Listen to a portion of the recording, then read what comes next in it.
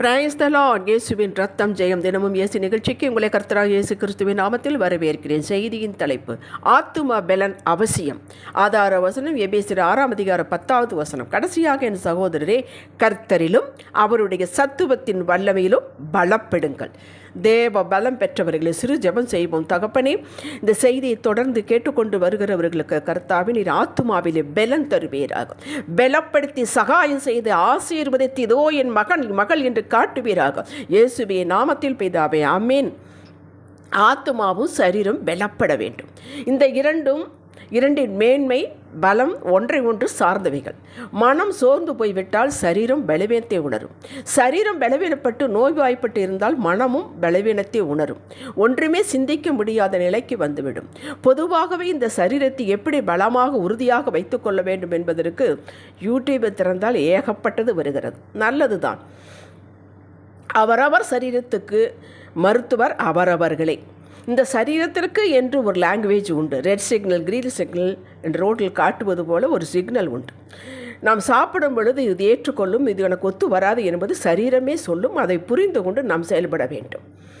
சரீரத்துக்கு உகந்தது எல்லாம், பூமியில் விளைகிற எல்லாமே சரீரத்துக்கு உகந்தது என்று ஆகிவிடாது. சில காரியங்கள் உகந்தது இல்லாவிட்டால் ஒதுக்கி வைக்கிவிட வேண்டும். இந்த சரீரத்தை ஒர்க் பண்ண வைக்க வேண்டும், வேலை வாங்க வேண்டும், உடற்பயிற்சி கொடுக்க வேண்டும். அப்போதுதான் இது பலமுள்ளதாக மாறும். சாப்பிட்டு ஒரே இடத்துல உட்கார்ந்துருக்கிற யோசித்து பாருங்கள். உடற்பயிற்சி செய்து ஸ்போர்ட்ஸ் மேனை யோசித்து பாருங்கள்.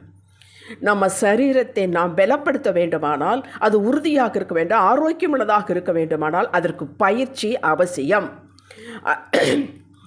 பலமுள்ளது என்றாலும் ஏதோ ஒரு சண்டையை அடித்து நொறுக்கி கீழே தள்ளிவிடும் என்று நினைக்க நாம் எப்படியும் வந்துவிட்டோம். இது இடம் பிடித்து விட்டது. அதுவல்ல, ஆரோக்கியமுள்ள சரீரம் பலம் உள்ளது. எந்த வேலை கொடுத்தாலும் உற்சாகமாக செய்யும் ஆற்றல் கொண்டது, பலம் உள்ளது. இம்யூனிட்டி பவர் கொண்ட சரீரம் பலம் உள்ளது. ஒர்க் அவுட் பண்ணி உயரத்திற்கு சரியான மேட்சான எடையை வைத்திருப்பது பலம் உள்ளது, ஞானம் உள்ளது. அதே போலத்தான் ஆத்மாவும். ஆத்மா என்பது உணர்வு, மனம், சித்தம் மூன்று இறைந்தது. ஆத்மா சரீரத்துக்கு உணவு எப்படியோ, பேலன்ஸ் டயட் எப்படியோ தேவையோ அப்படியே ஆத்மாவிற்கு உணவு தேவை. இதை பற்றி அதிகமாக நாம் கரிசனம் கொள்வதில்லை.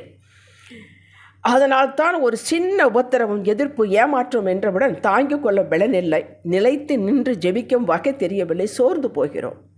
அதிகமாக டைவர்ஸுக்கு காரணம் இந்த ஆத்துமா பலன் இல்லாமல் இருப்பது தான். உங்கள் ஆத்துமா வாழ வேண்டும், பலமுள்ளதாக இருக்க வேண்டும். அதாவது நம்ம சுகம் எல்லாவற்றிலும் ஒரு பேலன்ஸாக பார்க்கும் திறமை, பொறுமை, சகித்து கொள்ளுதல், ஏற்றுக்கொள்ளுதல், இவைகள் பலமுள்ள ஆத்துமாவாக மட்டும்தான் முடியும். அப்போ உங்கள் ஆத்துமா பலம் உள்ளதா பல நிலையானதை நாமே பார்த்து கொள்ளலாம். ஒரு சின்ன செய்தி, ஒரு சின்ன இதெல்லாம் படபடபடபென்று பேசுவது, அது நம்ம ஆத்துமா பலம் இல்லை என்று தான் அர்த்தம். எடுத்தேன் கவிழ்த்தேன் என்று இருக்கக்கூடாது. முதலில் ஆத்துமாவிற்கு நல்ல ஆகாரம் கொடுக்க வேண்டும். அதுதான் தேவ வார்த்தை. சண்டே ஸ்கூலில் பிள்ளைகளுக்கு கற்றுக் கொடுக்கப்படுது. அங்கிருந்து ஆரம்பமாகிறது. வசனத்தை மனப்பாடம் செய்து இருதயத்தை நிரப்ப வேண்டும். அதுதான் பலன். புரிகிறதோ இல்லையோ அது அப்புறம் பார்த்துக்கலாம். சின்ன பிள்ளைகளைப் போல வயது வந்தவர்களும் குழந்தைகளும் போல வசனத்தை எடுத்து தியானிக்க தெரிய வேண்டும். அப்போது இந்த ஆத்துமா பலன் பெறுகிறது. எப்படி பலன் பெறுகிறது? வசனத்தை சொன்னவரும் சொன்ன வசனமும் நமக்குள்ளே இருக்கிறது. அவர் மேல் வைக்கக்கூடிய விசுவாசம், மாற்றம், நமக்குள்ளே அவர்தான் மாற்றம் கொண்டு வர முடியும். வசனம் மட்டும்தான் நம்மளை மாற்ற முடியும். இந்த நிலை வரும் பொழுது நம் ஆத்துமா பலன் பெறுகிறது. இது பயிற்சியினால் மட்டும்தான் வரும். கோபம், உதாரணமாக சொல்கிறேன், கோபம் கொண்டாலும் பாவம் செய்யாதே என்று வேதம் சொல்கிறது. இது நமக்கு தெரியும். இப்போ கோபம் வரும் பொழுது அந்த வசனத்தை ஆவியான நினைவுபடுத்துவார். அப்போது நம் வாயை திறக்க மாட்டோம். இது பயிற்சி. இது ஆத்துமாவுக்கு கொடுக்கிற பயிற்சி. நாம் அதிகமான வார்த்தையில் பாவம் இல்லாமல் போகாது என்பது நமக்கு தெரிய வரும். ஆஃபீஸில் லீவுக்கு அப்ளை பண்ணுகிறோம், காரணம் இல்லாமல் ரிஜெக்ட் ஆகிவிடுகிறது. எதற்கெடுத்தாலும் காரணம் இல்லாமல் நம்மோடு மேலதிகாரி தர்க்கம், கோபம், சீண்டுதல் செய்கிறார் என்றால் நம் ஆத்துமாவுக்கு கொடுத்த உணவை உங்களுக்கு உள்ளே இருக்கும் ஆவியானவர் எடுத்து நினைப்பூட்டுகிறார். இந்த இடத்தில் பொறுமையாக இருந்து உங்கள் ஆத்துமாவை நீங்கள் காத்துக்கொள்ள வேண்டும். லூக்கா 21:19 ஞாபகப்படுத்துகிறார். இப்படியாக ஒவ்வொன்றுக்கும் உங்கள் ஆத்துமாவை நீங்கள் பயிற்சி கொடுக்கும் போது மட்டும்தான் அது பலன் பெறும். நன்றாக கவனித்து கேளுங்க. ஆகாரம் இருக்கிறது, ஆகாரம் கொடுக்கிறோம், சரீரத்துக்கு ஆகாரம் கொடுக்கிறோம், புஷ்டியாக வளருகிறது வளருகிறது வளருகிறது, சதை போடுகிறது. என்ன பிரயோஜனம்? பயிற்சி கொடுத்து பயிற்சி கொடுத்து பயிற்சி கொடுத்து அந்த சரீரத்தை மேன்மையாக வைத்திருப்பது போல நம்ம ஆத்துமாவிற்கு வசனத்தை கொடுத்து அதன்படி நடக்கும்போது மட்டும்தான் பயிற்சி, கீழ்ப்படியும் போது மட்டும்தான் பயிற்சி. அப்படி கொடுத்து கொடுத்து கொடுத்து நம்மளை ஒரு ஸ்டாண்டர்டுக்கு நாமவே கொண்டு வந்து விட வேண்டும். இது யாரோ செய்வார்கள் என்று நினைக்க, உங்கள் ஆத்மாவுக்கு உத்தரவு கணக்கு கொடுக்குவார் நீங்கள் தான். அந்த மேனேஜருக்காக நீங்கள் வேலை செய்யவில்லை, கணக்கு கர்த்தருக்கு. ஆகவே எதை செய்தாலும் மனுஷருக்கென்று செய்யாமல் கர்த்தருக்கென்று மனப்பூர்வமாய் செய் என்பதை ஹைலைட் பண்ணி காண்பிப்பார் ஆவியானவர். கொலைசீர் 3:24. இதை அப்படியே ஏற்றுக்கொண்டு அற்புதமாக செய்து நமக்கு கொடுத்த பொறுப்பை செய்து முடிக்கும் போது இரட்டத்தனையான பலன் இந்த ஆத்துமாவுக்கு பெறுகிறது. இந்த ஆத்துமா எப்பொழுது ஆவியானவருக்கு கீழ்ப்படுத்தி செயல்படுகிறதோ அப்பொழுது உங்கள் ஆத்துமா பலன் பெறுகிறது. எப்பொழுது பொறுமையாக இருந்து சகலத்தை சகித்துக் கொள்கிறீர்களோ ஆத்துமா பலன் பெறுகிறது. எல்லாவற்றை ஏற்றுக்கொண்டு பொறுமையாக எடுத்து நிதானமாக செயல்படுகிறீர்களோ உங்கள் ஆத்துமா பலன் பெறுகிறது. பயிற்சியினால் மட்டும்தான் ஆத்துமா பலன் பெறும். சும்மா திடீரென்று ஒரு பலன் வந்து விடாது.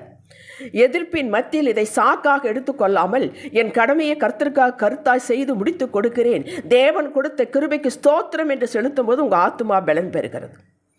இது ஆத்துமாவை பலன்படுத்துடைய ஃபர்ஸ்ட் ஸ்டெப். இரண்டாவதாக எதற்கெடுத்தாலும் நன்றி செலுத்த, ஸ்தோத்திரம் செலுத்த. 1 தெசலோனிக்கர் 5:18.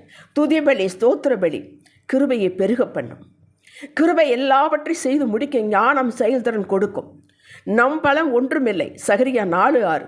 எனக்குள்ள இருக்கும் ஆவியான துணை கொண்டு நான் எல்லாவற்றையும் செய்வேன், எனக்கு பலன் உண்டு என்று சிந்தித்து செயல்படக்கூடிய எண்ணங்கள் வந்து செயல்படுகிறீர்கள் அல்லவா, உங்கள் ஆத்துமா பலன் பெற்றுவிட்டது.